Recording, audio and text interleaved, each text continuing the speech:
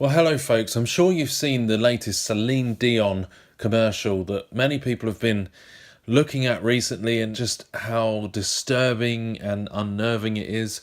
And I've seen many people breaking the video down, but I thought, why not? Let's go to the heart of the issue here and pay a visit to the main store of this outlet and see what we can find there.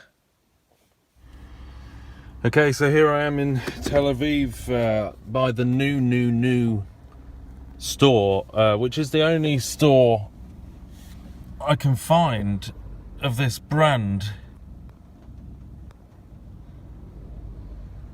So it's quite a big campaign with Celine Dion. So much agenda with this. Let's go inside and see some of the things that they're pushing on young children, the agendas they're pushing through this fashion line.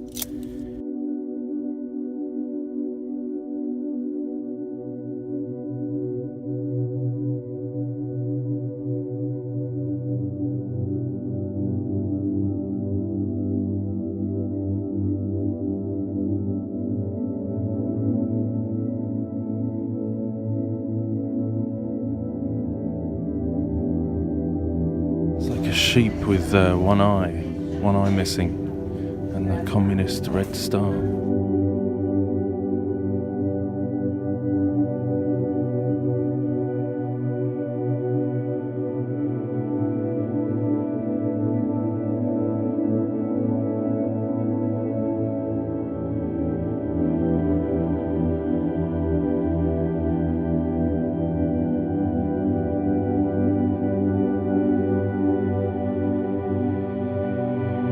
Unbelievable. All-seeing eyes on babies' clothes.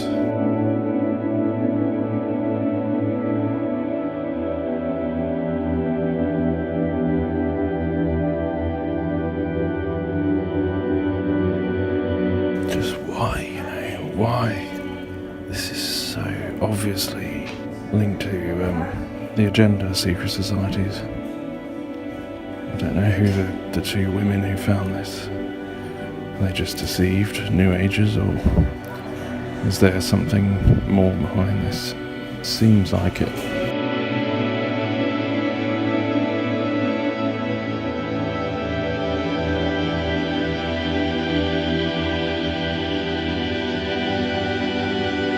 It's like a death cult, on children's clothes.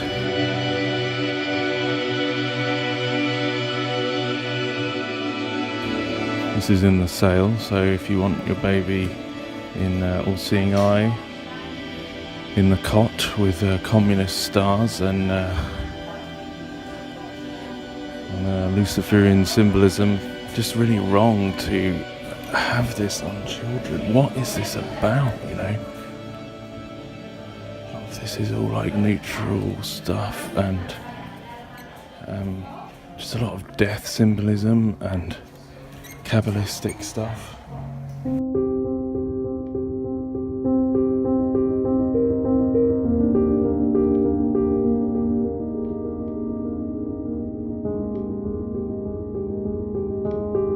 So it's a collaboration with Celine Dion. These are the Celine Dion ones. This is the Dion, yeah. Mm-hmm. New order and... in yellow, but you have it in black, white. Yeah. Okay. And you have it black with the white print. So if you want, I have it here. I have size 4-5. What do you think the theme of the clothes is? Do you know anything about the design? Yes, sure. Two Israeli designers. The concept of the fall-winter collection, it's robots. Robots, So, yeah. so like transhumanism. Yeah. Oh wow. And it's a collaboration with an artist, which is also a sculptor. His name is Shai Daloni. Okay. And I think it said on the website it was about kind of removing the boundaries of gender and society. Is that for the children? the concept of no is to go by unisex, okay? Okay. Basically, when you go to a store, you have the girls section and the boys section. We don't have it. Everything is unisex. Boys can wear the Yeah, pink as well. Yeah. clothes. Oh, you hope to break the boundaries between girls and boys and Yeah. make everyone kind of one gender, you know, that. Yeah, that's the concept of the company.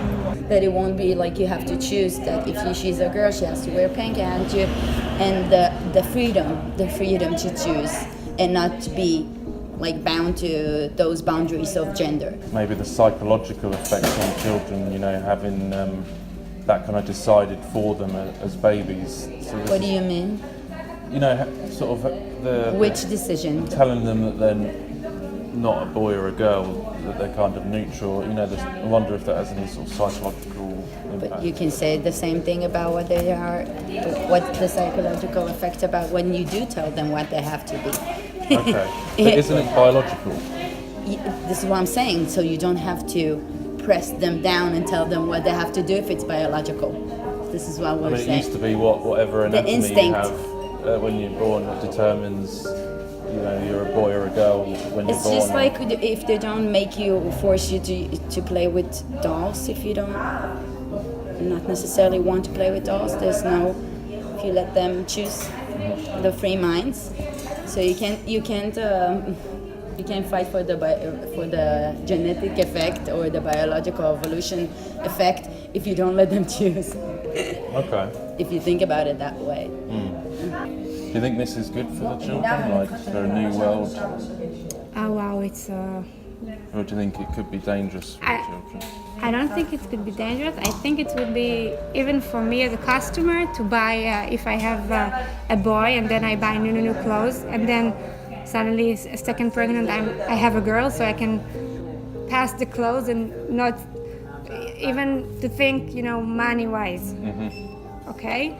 For me as a customer. Yeah. For example, okay? But if you want to go to talk about, psychologic or whatever, morality. yeah, it's more complicated to talk about it. I mean, Right. but I think there's a lot of people who struggle with their identity now because there's a lot of confusion, you know, so that's something we're facing as a culture, maybe.